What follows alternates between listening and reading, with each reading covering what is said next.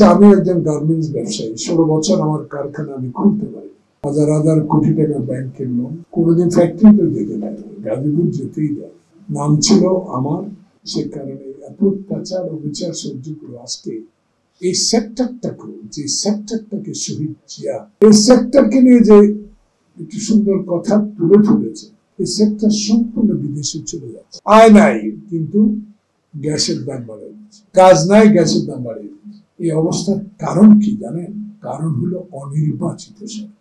মোশাররফ সুন্দর করে তুলে ধরেছে, দেশের বেকার সমস্যার সমাধান করা 11 মাসে না করে, কিছু শিক্ষিত লোককে চাকরির ব্যবস্থা না করে, শুধু ঐক্যমত কমিশন কি হবে, জুলাই আগস্ট বিপ্লবে কি কথা সন্নিবেশিত হবে, কাকে কত বছর প্রধানমন্ত্রী করা যাবে, কিভাবে গণতন্ত্র প্রতিষ্ঠিত হবে, এইগুলো আলোচনা করে আগামী 5 আগস্ট 1 বছর শেষ হয়ে যাবে। হাসিনার প্রমাণ 8 তারিখে মানে শপথ নিয়েছে, 8 তারিখে 1 বছর শেষ হবে না সরকার।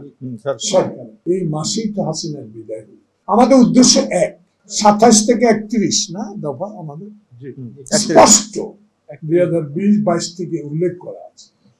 প্রশিক্ষণ বিষয় সম্পাদক আমার চেয়ে ভালো বুঝবেন যে বিষয়গুলো ইচ্ছা করলে, উপায় থাকলে, আমরা ঐক্য থাকলে, আমাদের মধ্যে যদি গণতন্ত্রের প্রতি ঐক্যবদ্ধতা, যেভাবে হাসিনা বিরোধী আন্দোলনের রাস্তায় ছিলাম ওই রকম ঐক্য থাকতো, তাহলে 11 মাসের এই আলোচনার প্রয়োজন ছিল। প্রত্যেকটা দফায় দফায় উল্লেখ আছে কি হবে, কি করবে। যদি আল্লাহ পাক বিএনপিকে সরকার গঠন করার তৌফিক দান করে, তাহলে বিএনপি এই করবে, যার স্পষ্ট আমরা 31 দফায় তুলে ধরে। আজকে এইসব কথাগুলো নিয়েও কথা হয়। আজকে আমার মনে কষ্ট পড়ে, যে নেতা আজকে এনসিপি, আমার মেয়ের বয়স, মাথা হাত বুলিয়ে ডক্টর ইউনূসের মতো গুণী ব্যক্তি হাত বুলিয়ে বলেছে বাংলাদেশের ভবিষ্যৎ তোমার খুবই ভালো। আমি এই ক্ষুদ্র পরিষদ থেকে তোমার জন্য দোয়া করি, অবশ্যই দোয়া করবো রাজনৈতিক কর্মীর জন্য, কারণ আমরা তো রাজনৈতিক পরিবার থেকে আসি। আমাদের নেতা শহীদ জিয়া দেশের স্বাধীনতা ঘোষণা করেছে, যেই নেত্রী এরশাদ বিরোধী আন্দোলনে বাংলাদেশে গণতন্ত্র প্রতিষ্ঠার সংগ্রামে নিজকে নিয়োজিত করেছে, যেই স্বাধীনতার ঘোষক, যেই নেত্রীর সন্তান 16টি বছর দেশের বাইরে থেকে গণতন্ত্রের জন্য মোশাররফ এই আমাদের জামানদের মতো তরুণ প্রজন্মের নেতাদেরকে দিয়ে আন্দোলন সংগ্রামকে ত্বরান্বিত করে আপনাদেরকে সহায়তা করে হাসিনাকে বিদায় করেছে, সেই বিদায়ের ফল কি আজকে 11 মাসে আমরা পেয়েছি? তাহলে ডক্টর প্রফেসর মোহাম্মদ ইউনূস, আপনার কষ্টের কথা আমার চোখে দেখা।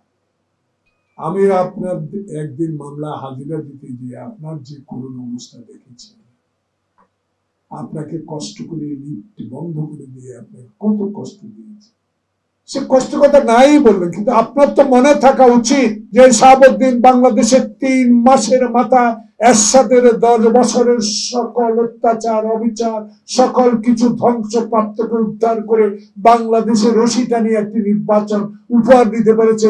সেই নির্বাচনেই বাংলাদেশ জাতীয়তাবাদী নেত্রী বেগম খালেদা জিয়া তার আপসীনতার কারণে সেদিন সরকার গঠন করতে পেরেছে। এখন মনে হচ্ছে 11 মাস বিলম্বের কারণ হলো বিএনপি যাতে ক্ষমতা সরকার